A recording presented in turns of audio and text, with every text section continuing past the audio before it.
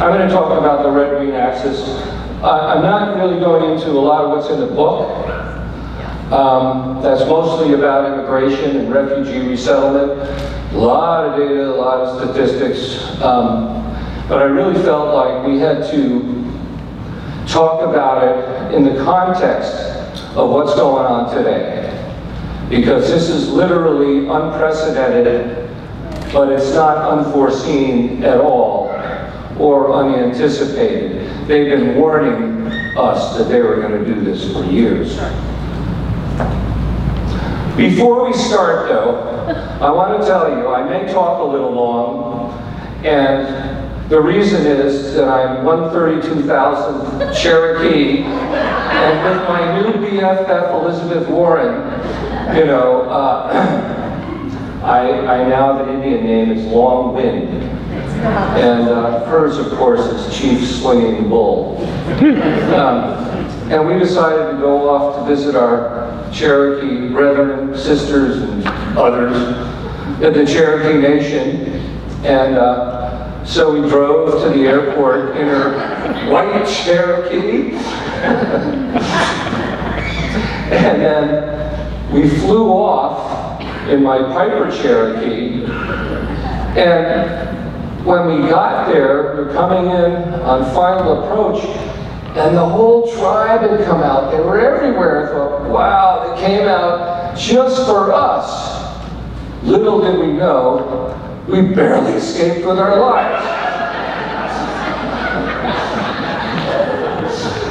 The nerve of some people. What's the matter with them? Anyway, all right. So, enough jokes. So here's the red. Now you all know who Marx is, you all know who Lenin is, I assume, right? But who's that guy in the middle? Anybody know who he is? I bet not a single person. So he's the most important radical nobody's ever heard of. And the green, of course, is the Islamic State, the Muslim Brotherhood, all the various Muslim organizations that collude with the red. And it is an axis, a military asymmetric strategy of conquest. That's what it is.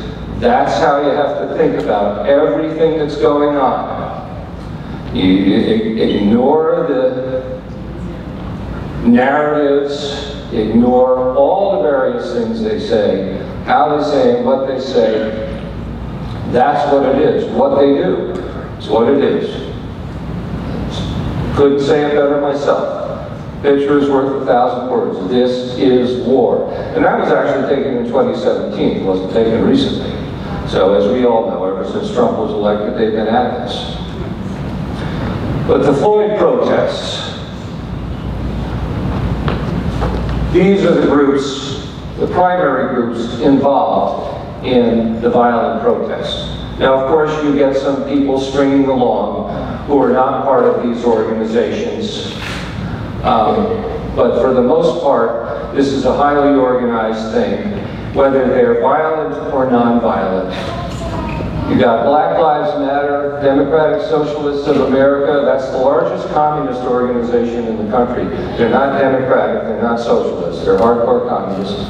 Antifa, the Workers' World Party, Revolutionary Communist Party, for all of these you can read them, you don't need me to tell you. That's the groups doing this. Now Black Lives Matter, you know, it puts itself out as this organization that cares about blacks and cares about police shootings and all. They could care less. Black Lives Matter is a communist organization. I wrote an article about it in 2016, and you can find that logo there, going into all the different organizations supported. It was created by the Freedom Road Socialist Organization, which is now called Liberation Road, and they evolved from the Maoist New Communist Movement. And read what they say here. that white supremacy, national oppression, and genocide are integral and inseparable components of racial capitalism, thus necessitating the need to build a strategic alliance with those forces in the quest to build socialism in the United States. They don't care about black lives. They care about establishing a communist state here. And one of them, Nalini Stamp, she's the one who came up with the hands up, don't shoot. Remember that? She's an Occupy Wall Street person. She's an Acorn organizer, radical from way back. Look what she said. We're actually trying to change the capitalist system because it's not working for any of us. Doesn't have anything to do with it. Racism. Well, what they say is that capitalism, by definition, is racist, sexist, homophobic, xenophobic, oppressive, imperialistic, That's just their definition. And I'm going to show you where a lot of that comes from. But this is kind of the predicate. This was our warning shot in 2015. This woman, Khalila Sabra, is an American Muslim convert. She was at the Islamic Society of North America conference in 2015, and she said this: "We are the community that staged a revolution across the world." And she was talking about the Arab Spring. If we could do that, why can't we have that revolution in America? Okay?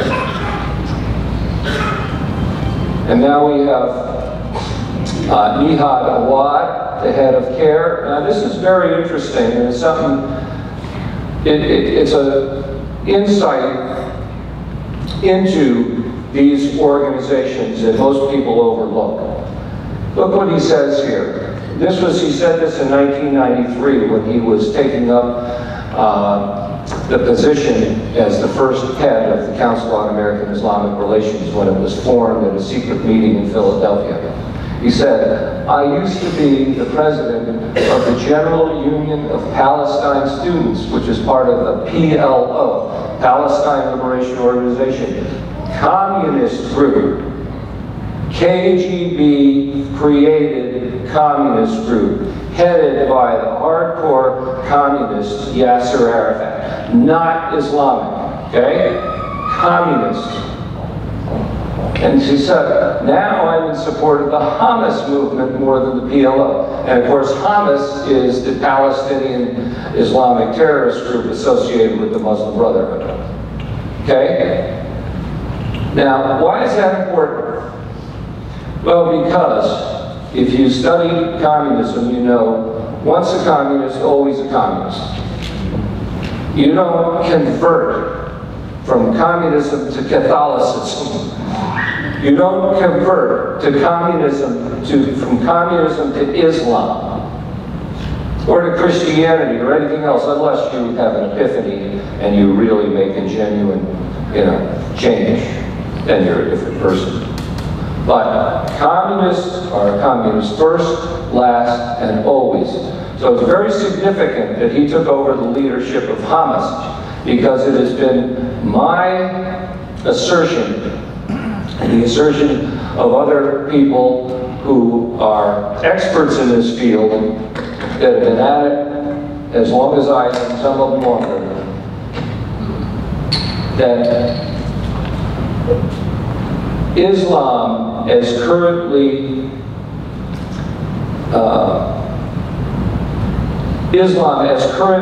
seen by the majority of us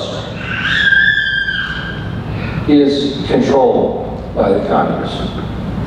It's controlled by the communists. It's not to say that a fundamentalist Islamic regime wouldn't impose Sharia. That's actually their goal, to impose Islamic law throughout the United States. But there have been Muslims living in the United States since the late 1800s. And Henry Ford actually brought in a bunch of Muslims to work in the automotive factories in Detroit.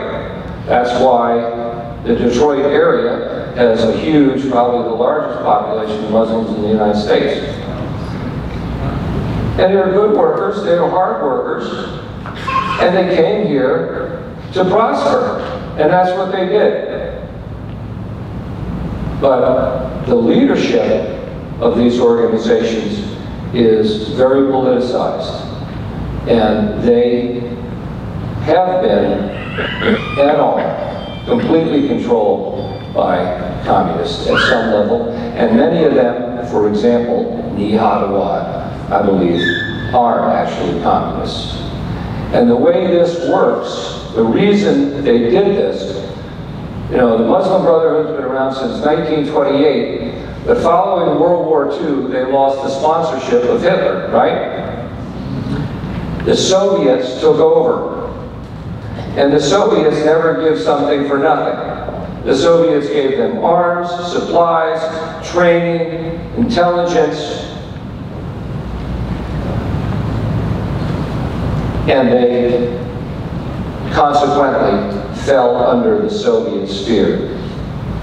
And then when the Soviet Union, quote unquote, fell in 1991, they couldn't really very well be pushing communist revolutions if they're trying to establish the narrative that communism fell.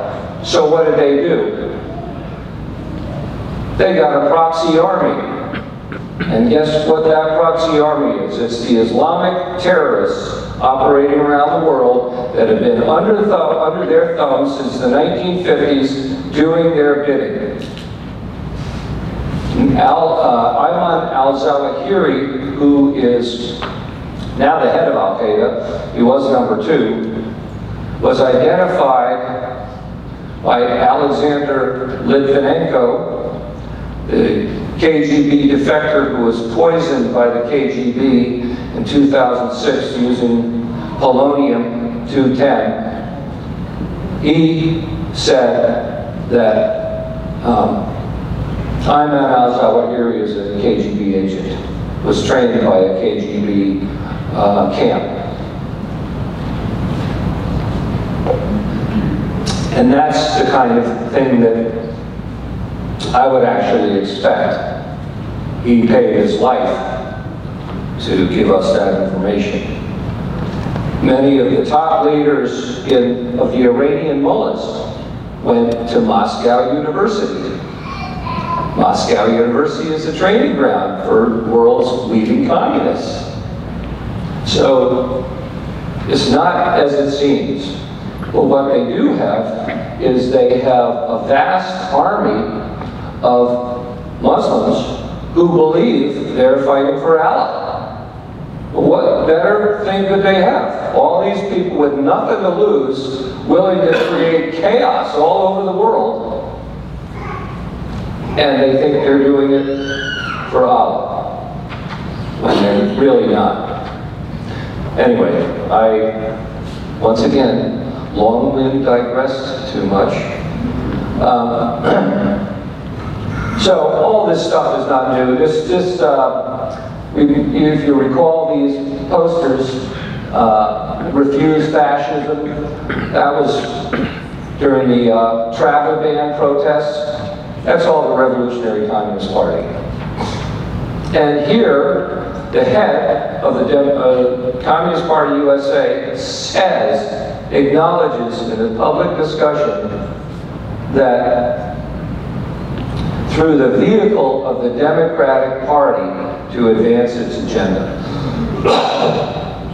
So if you had any doubt that the Democratic Party, at least the organizational leadership of the Democratic Party, was under the thumb of the communists, there you have it. And then here we had today. This made me want to throw up. Yep. This is Nancy Pelosi and all of them taking a knee to introduce the Justice in Policing Act, where they're going to attempt to impose federal policing on the states.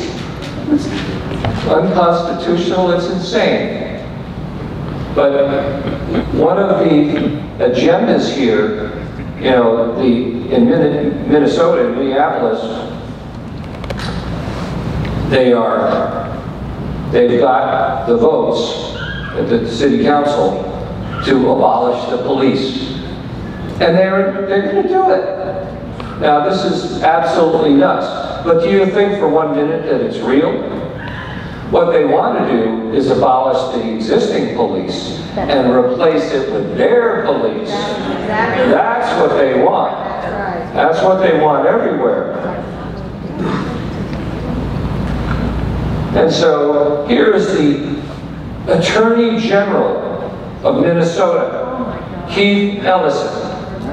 Now, he calls himself a Muslim, but he is a communist from way back when. Way back when. And so he's the Attorney General of Minnesota now. Here's his son. Jeremiah Ellison is on the city council. Look at what he says. We're dismantling our police department and we won't be silent, we'll be loud, we'll fight, we'll win. Wow. And they have the votes that they're doing it. Oh, there's more red, green axis poster children. We all know who they are when we study time with them. But here's how serious it is. Here's how serious it is. You know, everybody still wonders what happened in Las Vegas. That's what happened in Las Vegas. Antifa working with ISIS. I believe that. I don't know it for a fact, but it's a strongly held belief by people in the intelligence community that I know who actually trace some of the things that happen using their gimmickry that they can. And I believe that's the most credible reason. Some have said that it was actually a foiled FBI sting. That could have been part of it. Someone said that the Saudi prince was on the top floor and it was actually a cover so that they could attack him. I think that one's less credible, but this is what I believe happened. And you notice that we don't hear a thing about what happened. Isn't that bizarre? There's no curiosity.